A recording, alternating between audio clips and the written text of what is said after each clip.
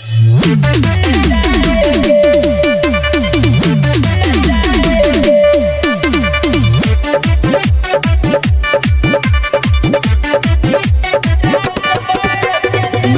By Mantu Manish. खूब पियेंगे दारू गांजा मुंड को करेंगे ताजा, पार्टी मनाएंगे धमाल, सेल्फी खींचेंगे हेवी गोदी में बैठा के, बेबी कोई न करेगा अब बवाल।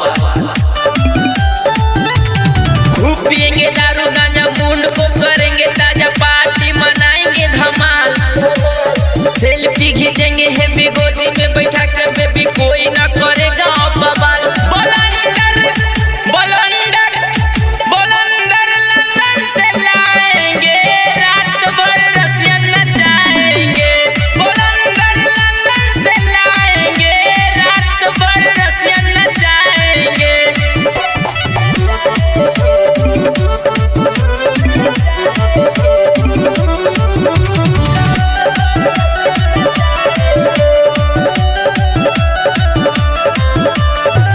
के स्टाइल में चश्मा लगाएंगे, रसियन के साथ में वीडियो बनाएंगे।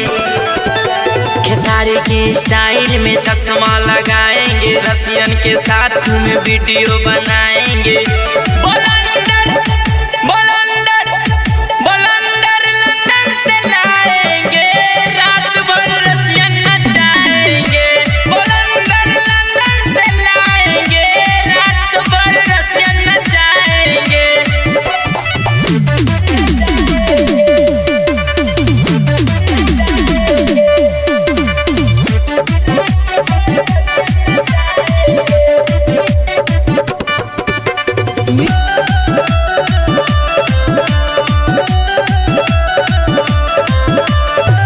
मिंटू गायक का गाना बजाएंगे, रसियन के साथ में कमर हिलाएंगे।